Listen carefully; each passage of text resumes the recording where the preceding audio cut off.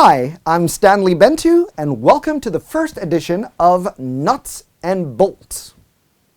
The 2022 Commonwealth Games has come and gone. The Games was the largest ever held, with 72 participating nations, and Team Nigeria won 12 gold, 9 silver, and 14 bronze, a total of 35 medals. Now, the gold medal haul is the biggest at a single Commonwealth Games for Team Nigeria, representing its best performance ever. This impressive outing ensured that Nigeria also finished as the best ranked African country on the medals table, placing 7th. Now, not only did Nigeria earn most of its medals in the women's categories, all 12 of the West African countries' gold medals were won by women. And yet, this is not the first time that Nigerian women have been at the center of the world's attention. Now, here are the top 6 Nigerian women who have been at the center of global attention, changed the course of their nation for the better, and brought pride to their country.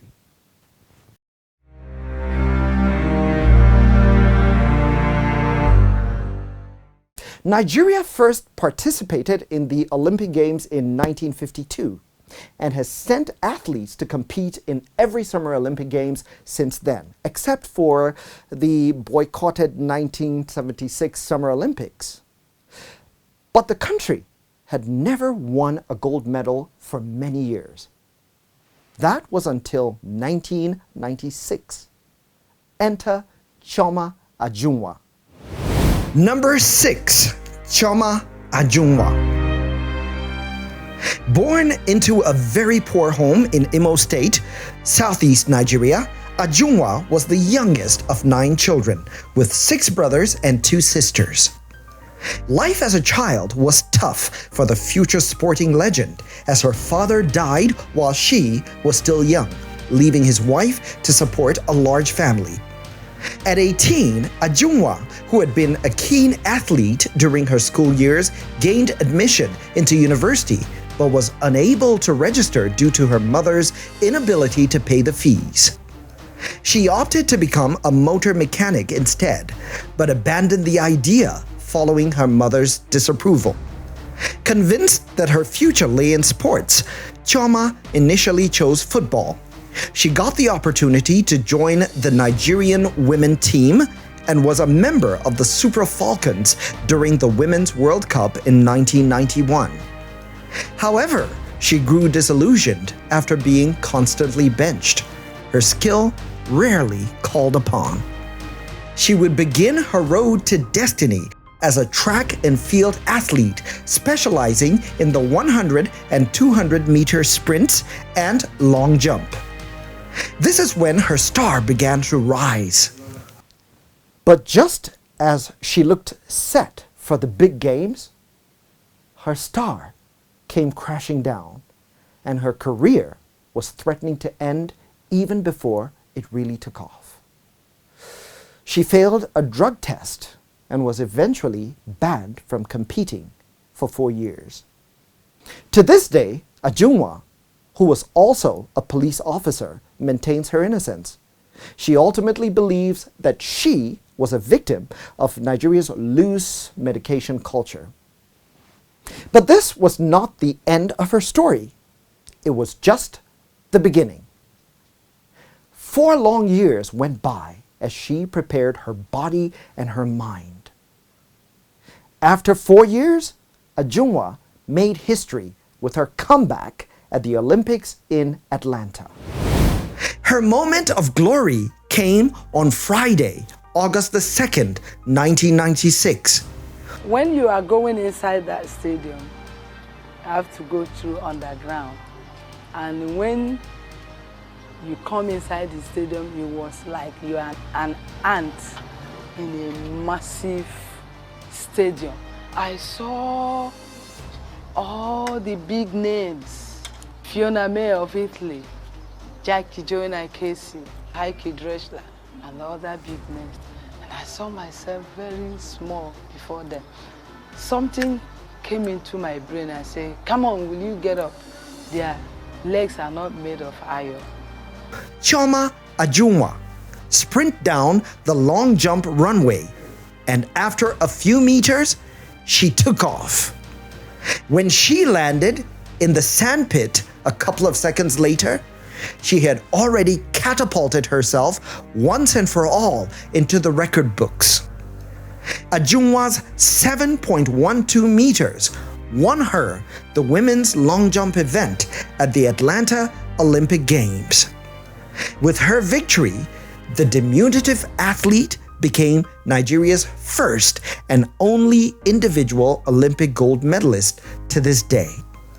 She is also the first Black African woman to win an Olympic gold medal in a field event.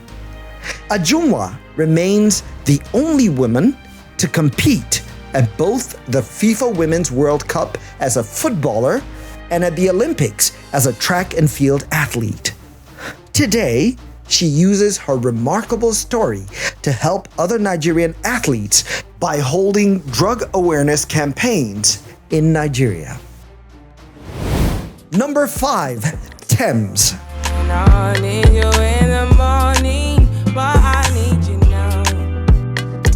Temilade Okpeni was born on the 11th of June 1995 in Lagos, Nigeria. Her international breakthrough came in October of 2020 when the budding pop star was featured on fellow Nigerian singer Wizkid's single Essence. She rose to international fame when a reworked version of Essence featuring Justin Bieber became the first Nigerian song in history to chart on the Billboard Hot 100. The collaboration won the pair a Grammy nomination. Since then, the artist has signed to a major label, RCA, and released the critically acclaimed EP, If Orange Was a Place.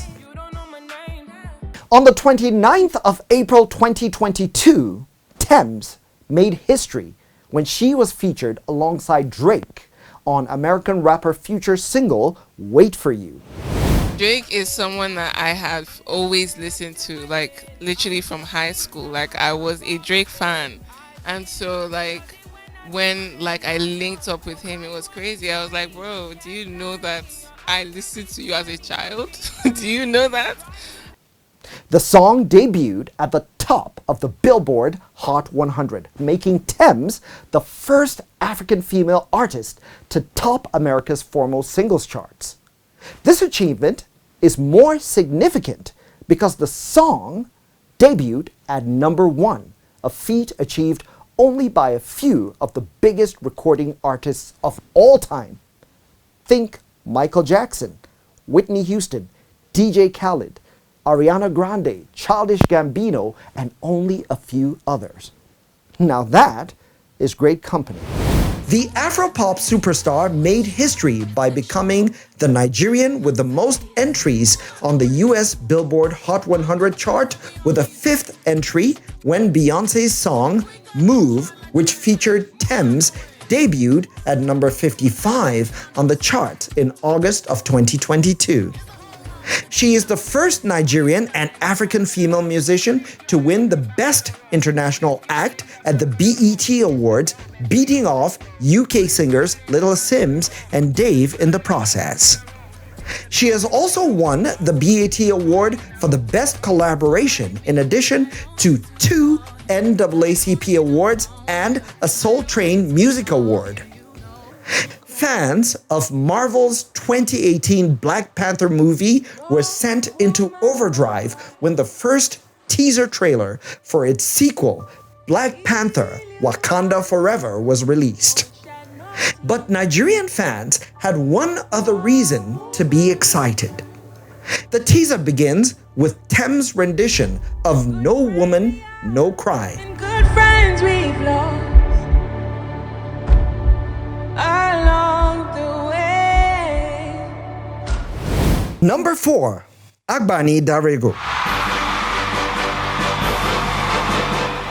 She was the first Black African woman to win the Miss World beauty pageant. Agbani Darego was born in Lagos to a family as the sixth of 8 children. Born in 1982, Darego is from a town called Adonema in Rivers State, southern Nigeria. In January of 2001, she won the Most Beautiful Girl in Nigeria contest, which made her eligible for the Miss World pageant later that year. She was a contestant on Miss Universe and became the first Nigerian to make it to the top 10, finishing 7th overall. In November that year, she became the first Nigerian and the first Black African to claim the Miss World title. The global beauty event was held in Sun City, South Africa, and hosted by American television personality Jerry Springer. Ready for your question? I think so. Oh, you'll do fine. In this man's world, what do you think you can change that a man cannot?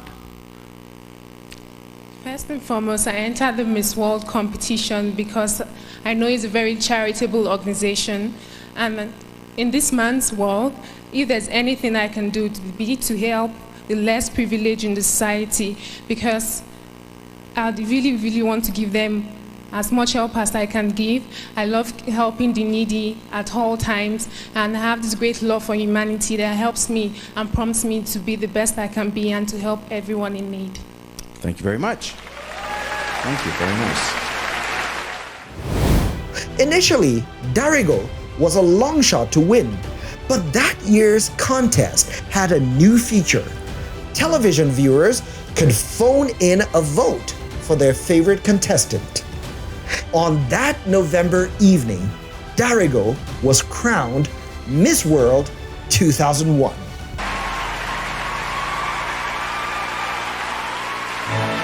Miss Nigeria is now Miss World 2001. After over 20 years, Chioma Ajunwa remains Nigeria's only Olympics individual gold medalist. But that may change very soon if the next woman on our list has anything to say about it. Number 3, Tobi Amusan. Tobi Amusan was born the youngest of 3 children on April the 23rd, 1997 in Ijebu-Ode, Ogun State. Her talent in sports began shining through from her primary school days, but it was not smooth sailing for the young aspiring athlete. According to an article in The Pulse, when Amusan was younger, an athletics coach sized her up sneeringly and declared with contempt that she would never make it as a professional athlete. And I was told to stay on this side of the field, and then I just run around. And my coach was like, this is not your sport. And then he took me to a track coach, and then I ended up doing the trials, and I defeated basically all the best people on the team. And that was how I got myself running track. But no one could have guessed what would happen at the World Track and Field Championships in Oregon in July of 2022. On a bright Sunday, Amusan lined up in the semifinals, and this time there would be no stopping her. She blazed to a new world record. Amusan clocked 12.12 seconds in the semifinals at the Hayward Field. She went even faster to win the final nearly 2 hours later. In the final, she won with 12.06, but with too much tailwind for record purposes. Amusan shaved off the largest time drop for a world record at the event in 42 years. I'm elated. It's been a journey, and I'm thankful to God for keeping me healthy, and I couldn't be more thankful to have come out here with the win and the world record. It's crazy. It's crazy. In 2016, a then 19-year-old Tobi tweeted, "Unknown now, but I will soon be unforgettable. I will persist till I succeed. Today, she is not only famous, she is unforgettable. In September of 2000, leaders of 189 countries gathered at the United Nations headquarters and signed the historic Millennium Declaration, in which they committed to achieving a set of 8 measurable goals that range from halving extreme poverty and hunger to promoting gender equality and reducing child mortality by the targeted date of 2015. Now, behind the scenes, the fate of a Nigerian woman was becoming very closely linked to the emergence of these development goals and ultimately the United Nations itself. Number 2, Amina Mohammed. Amina Jane Mohammed was born in Liverpool, England, United Kingdom on June the 27th, 1961 to a Hausa Fulani Nigerian veterinarian officer and a British nurse. She's the eldest of 5 daughters. She worked for 3 successive administrations in Nigeria. Mohammed served as the Federal Minister of Environment in the cabinet of President Muhammadu Buhari from November 2015 to February 2017. Then, in January 2017, the United Nations Secretary General Antonio Guterres appointed Amina Mohammed the Deputy Secretary General of the United Nations. I, Amina J. Mohammed, solemnly declare and promise to exercise in all loyalty, discretion and conscience the functions entrusted to me as an international civil servant of the United Nations, to discharge these functions and regulate my conduct with the interests of the United Nations only in view, and not to seek or accept instructions in regard to the performance of my duties from any government or other source external to the organization. She's been recognized as one of the world's greatest female leaders. United Nations Deputy Secretary General Amina Mohammed has risen from humble beginnings in Nigeria to become the UN's most powerful woman. On the morning of July 17th, 2003, Nigeria was facing 2 sets of problems. First, the economy was highly volatile, with loose fiscal policy and poor management. Second, there was no clear and consistent budgetary framework or budget process. Now, solutions had to be found for both. This is where Ngozi Okonjo-Iweala began to write herself into Nigeria's history.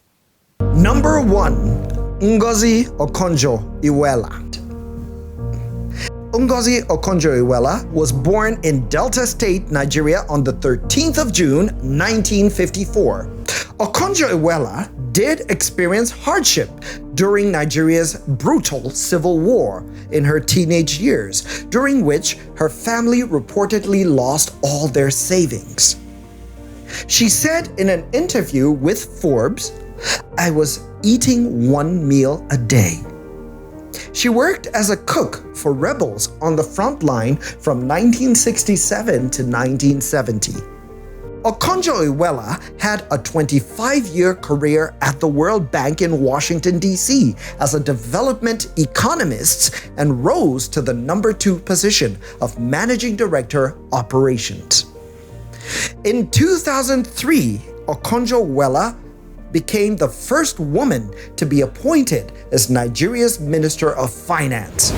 There is a deliberate attempt to sabotage this economy and bring it to a halt and a standstill.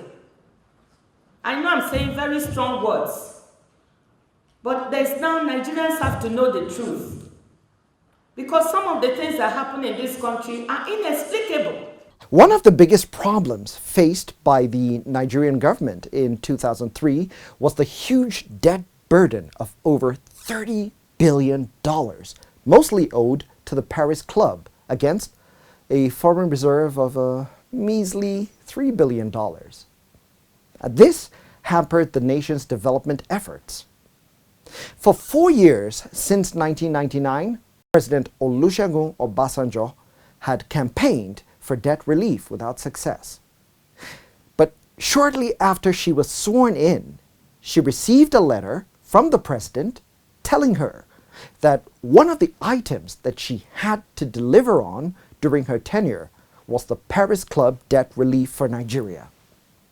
It was a national and personal priority for the president, and his instructions placed her squarely at the center of that daunting challenge. To be considered for debt relief, Nigeria had to meet certain criteria, including IMF recommended reforms and eligibility of the country for borrowing soft loans from the World Bank that were exclusively reserved for the poorest countries in the world. Most Nigerians had a suspicious view of the IMF at the time and didn't want reforms designed by the organization. And Nigeria didn't qualify for the soft loans because, simply put, the country was too rich to be poor and too poor to be rich. Debt relief seemed impossible at this stage. The new economic team under Okonjo-Iweala set to work and developed the National Economic Empowerment and Development Program, NEEDS, a homegrown economic reform program for Nigeria that was as strong as the IMF's. The achievement of these huge tasks, in addition to several other deft maneuvers, spearheaded negotiations with the Paris Club that led to the wiping out of $30 billion of Nigeria's debt, including an outright cancellation of $18 billion. In 2011, Okonjo-Iweala was reappointed as Minister of Finance in Nigeria with the expanded portfolio of the Coordinating Minister for the Economy by President Goodluck Jonathan. In June 2020, Nigerian President Muhammadu Buhari nominated Ngozi Okonjo-Iweala as the country's candidate to be the Director General of the World Trade Organization. She later advanced to the election's final round and eventually competed with Yu Myung-yi. Her journey to the World Trade Organization was not the easiest as well. I have total respect for my competitors from all continents for the job of WTO, and I believe that the WTO members should select on merit. Of course, I would love if that came from Africa, because Africa has never had a turn. I would love it if it's a woman, because a woman has not had a turn. And of course, I would love it if it were me, because I think I'm qualified to lead and I have all the attributes. WTO needs leadership. Ahead of the vote, she received the backing of the European Union for her candidacy. But the Trump administration refused to back Okonjo-Iweala in November 2020 for the position, saying that she lacked trade experience. This was despite her winning support from more than 70% of the WTO members. But she refused to drop out of the race. On the 5th of February 2021, Yu Myung-hee announced her withdrawal from the race, in close consultation with the United States. A new president of the United States, Joe Biden, reversed efforts to block Okonjo-Iweala's appointment and expressed its strong support for the candidacy of Dr. Ngozi Okonjo-Iweala. The World Trade Organization has made history after it selected Nigeria's Dr. Ngozi Okonjo-Iweala as its next Director General for a 4-year term. So the confirmation of... With the stage set, WTO members made history on the 15th of February 2021 when the General Council agreed by consensus to select Ngozi Okonjo-Iweala of Nigeria as the organization's 7th Director General. Dr. Ngozi Okonjo-Iweala of Nigeria as the next Director General of the WTO. It is so agreed.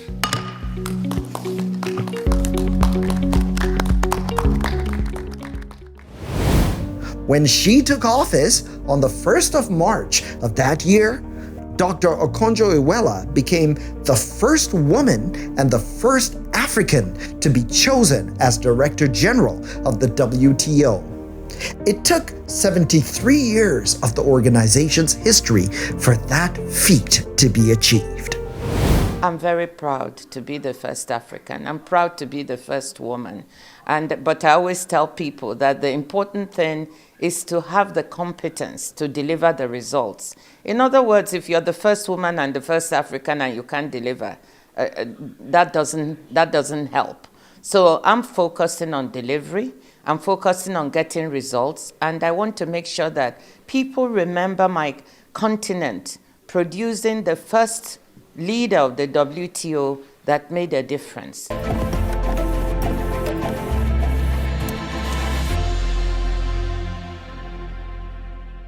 Do you agree with our pick of the top 6 Nigerian women who shook the world?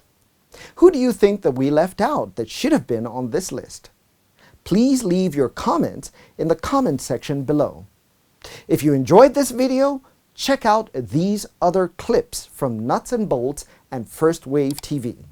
Be sure to subscribe and to ring the bell so that you will be notified about the latest videos.